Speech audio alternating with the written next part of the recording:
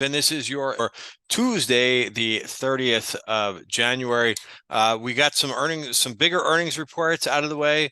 It doesn't seem like they're that big of movers, but I will go over them regardless. And also, I think there's some interesting themes that are kind of popping up now that we've got some big earnings reports coming out, but just, watching how some of these companies are reacting to some of their reports. We're really putting together a pretty detailed earnings gap strength list at this point. I think after today, and I haven't added everything to today's list or this the earnings list, but I think we've got about close to about 30 names at this point that are essentially like really strong earnings reactions, and I'll go through some of the new ones today with you. First things first, everything that we're going through is for information purposes only, not giving out any advice or recommendations.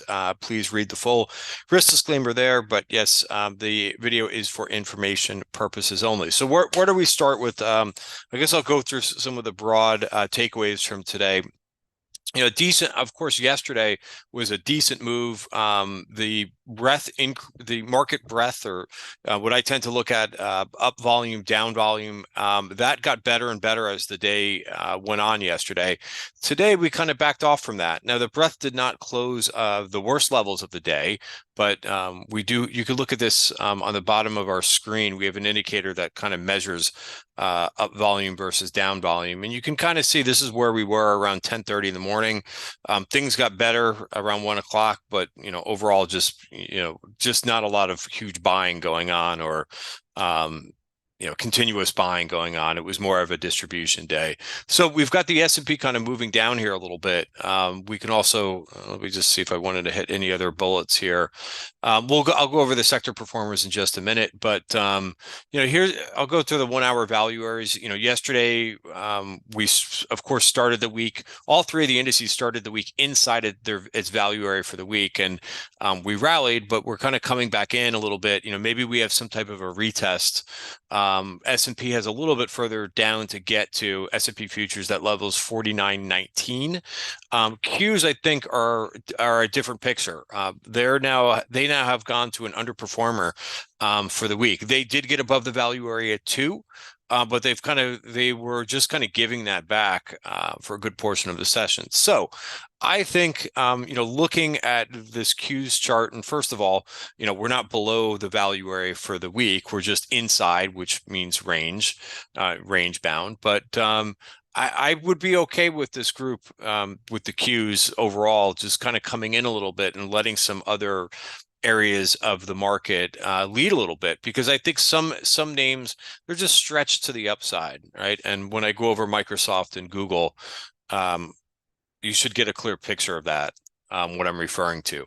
Now, here's IWM. I actually tried to trade IWM a little bit today, but I just realized that the market just most likely wasn't going to have too much momentum, so I just got rid of the trade. But for now, right, you've got a little bit of relative strength going on in the small caps, and they're holding above the value area for the week. So just like S&P, but it looks like they already tested this 197 and are holding. So I think that will be interesting.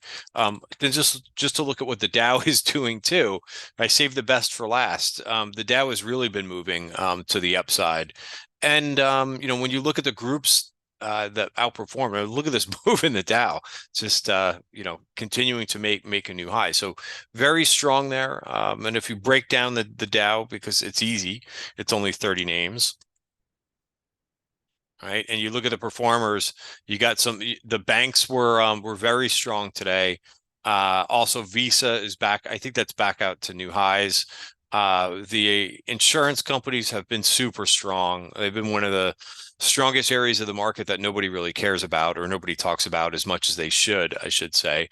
You've got energy, you've got some industrials in there, and you still have Boeing in there, which weighed down the group, down 2.3% for the day, but a lot more names moving up there. All right, so let me go through the couple of names that reported earnings, and then I will get to kind of the themes of the day. But yeah, this is kind of tough, and I've had a weighting of I've had a holding of Microsoft in the what's called the TTG trend portfolio, right, which is a longer geared portfolio. But I actually reduced. I took half the position off in Microsoft today.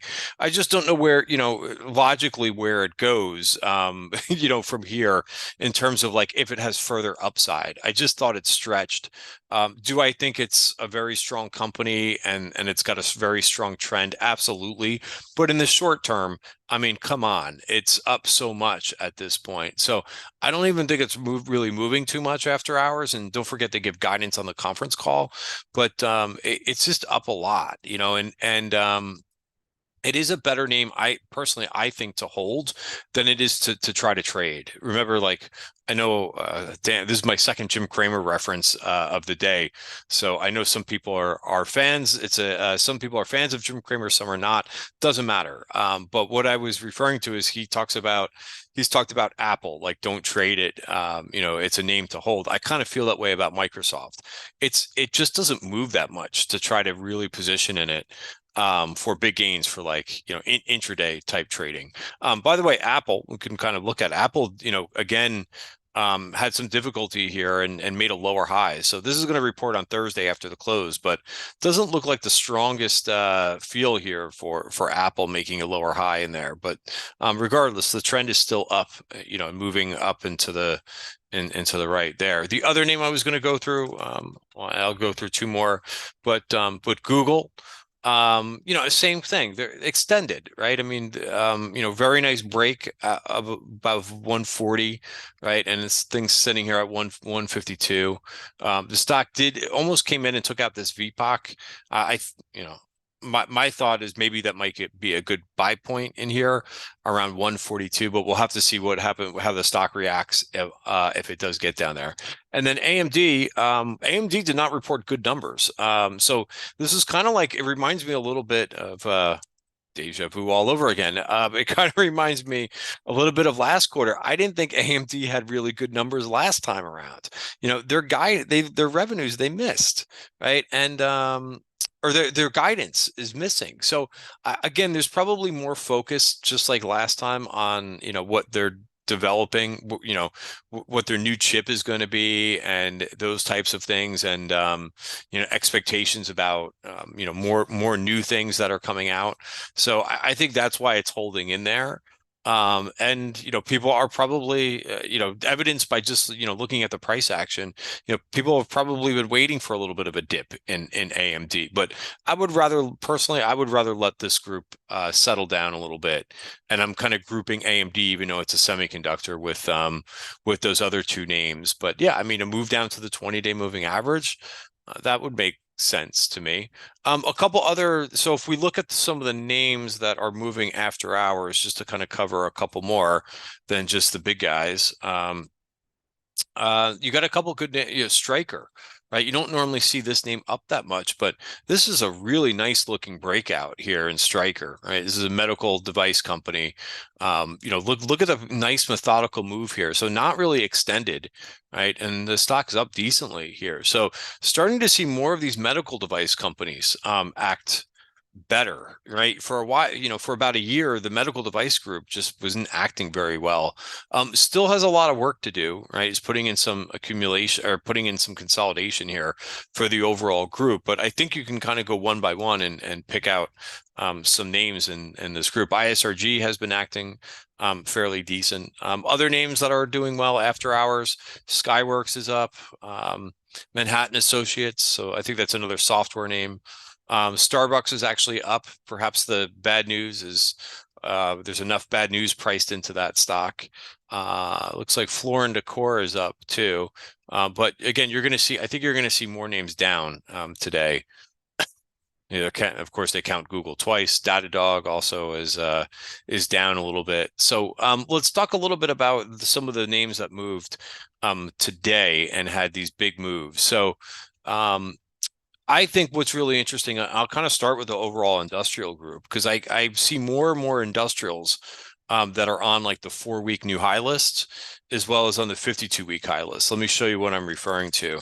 So I've got this nice screen in Bloomberg, which I send out daily on my on my Substack page, and you can find my Substack page at what is it again? ttttrading.substack.com. Right, there's a free you could get a lot of information just from the free version, but you can also, it's a small fee to pay for a monthly fee, but you could check it out for 7 days free. But I try to get as much information to traders and investors hands, like within the matter of like 1 minute. You could get a really good feel about what's happening for the day, as well as what the most important themes and, in my opinion, what the most important charts are for the day. So check it out at that Substack address. Again, you can get a 7-day free trial so that you can also see all of those things, plus my weekly watch lists, as well as my positions. Right, you can see exactly how I'm executing for the day. But yeah, I mean, take a look. Another group that's been really interesting is, before I even get to the industrials, but AutoZone, Orly, those names are breaking out. But here's where we get into kind of the industrials, right? Granger is in there.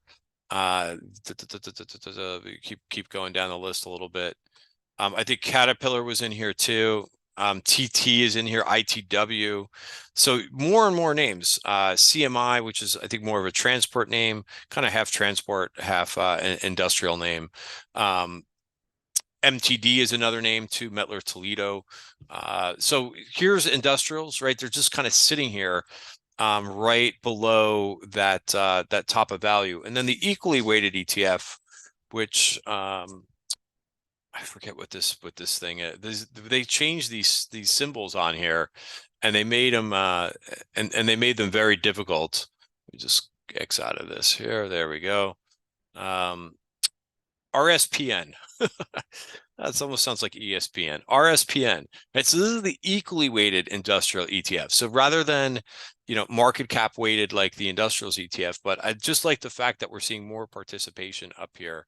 And then in addition to this, you had the steel names. Look at the move in Nucor today. I mean, that's, people were expecting this stuff out of tech, right, to see a 7% move. This is a steel name up 10% today. Right. This was Cliffs Resources, was up 6.5% today. Right. Another name, Hubble, right, also broke out to new highs today. So, I think that it would be one thing, in my opinion, if tech takes a little bit of a break and the market just kind of falls apart. But I think that there's a lot of other areas that are showing strength. And I think that, one of the things that I try to do is basically not just stick to hot software names or, small cap growth names, right? I'll trade whatever looks good on a chart, rather than just, I see too many traders that just pigeonhole themselves into, hey, I'm only going to look at these hot growth names, right? Well, the market's not always going to reward the super hot growth names, and I have them on my list too, right? And I trade those names too. But I think you have to be able to kind of, pivot a little bit, to take advantage of some of the other, exciting things going on. Fastenal was one name that reported earnings a couple weeks ago, right? Just like you see the same pattern on the growth stock too, right?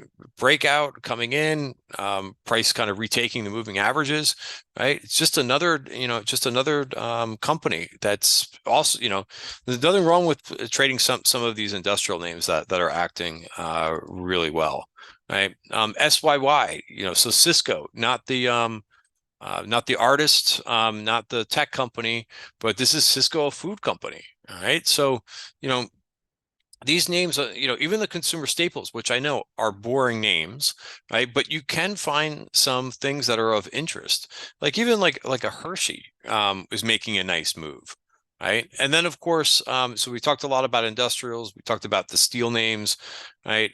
We talked about a couple other areas. Also, what's been really making a nice move is energy. Energy's had this nice move. Now, if you look at this chart in energy, you're going to see that what looked like, probably a false breakdown in the energy ETF and moving back up. Right. And I know like PSX has been my favorite company in the group, right? We're long this in the TTG trend portfolio. It's going to report earnings tomorrow. But again, I mean, look at the breakout in this one, right? Which brings me to another refining name, which this MPC was just kind of, going, um, sideways for a bit, right? And these are the better earning setups in my opinion, not the energy group, but just watching a name basically go sideways, right? And then into earnings, having good earnings and then just blasting off like this to new highs. And the whole group is strong. Valero added to gains today. PBF, which I had in my weekend note, was one of our watch list names. I missed this name. I did not take this name, but look, about 4.9%, right? So again, I'm just kind of reiterating a couple things here, but if you could have a couple of these names that are showing relative strength in the energy group, in the industrial group, in the steel group, right? I think that you're going to find that you're not narrowing your focus, you're actually widening it, right? Because the energy group is going very well. Also, the banks are doing extremely well too, which I'll tell you, banks are not my favorite group to trade, but look at JP Morgan coming out to new highs. Here's how I traded today. Again, I think I'm the only one who does this, who will show you their trades, right? And that's what we do at Tribeca Trade Group. We're completely transparent. It's none of this nonsense that I see some people do. And when a stock goes up, well, we wrote about it 3 months ago. Who does that help? I could write notes too and tell you that I wrote about him 3 months ago. That doesn't help anybody, right? Do you have a position in it or do you don't have a position in it, right? Enough with the BS. So SMCI, so again, it's a lot easier to just call things after the fact, right? But this is a position that I did get long, and I was a little late on this thing. I bought this thing on the gap up day. I've had it again in my long-term account, TTG trend portfolio, but in my trading account, I actually chased this thing up a little bit. But I thought it could possibly move because the stock didn't do anything for about almost 6 months. Right. So today I got rid of it in my trading account today. I took profits in this thing today, and I was taking profits on the whole way up. But 403, right? That's not at that day. I had a lot of people who were kind of probably scratching their heads saying, how could you buy it at 403? Well, today I got rid of it at 550 and 522. Right. And again, it's tough when names gap up like that and you feel like, hey, you weren't early in the name. Just starting a position, having something, helps. I think, you don't have to, in my opinion, you don't have to go large, right? You go in size that you're comfortable with, right? And that you can be nimble in, right? STLD, this was a new name for me. A new name, but an old name. Again, this is also in the TGG trend portfolio. I'd like to have a name or two in each group that is a go-to name for me. So when I saw the Nucor results, I immediately kind of went into this STLD. So this was a nice mover today, up 4.8%. I will be trying to take profits at 124. That also lines up with a VPOC. That's close. It almost took out that 1 hour VPOC. That's another place that instead of if you don't want to wait for 124, you can maybe try to take some profits there. But yes, I was a seller. I also sold this VRT position. I just put this on yesterday, but I just thought it was a gimme to kind of take this trade off ahead of all these tech earnings. I did add to STNE. ICE, which was a name that was mentioned in the trading room. Again, just looking for something a little bit different, but kind of I like these names that go sideways like this in an uptrend and then resolve higher.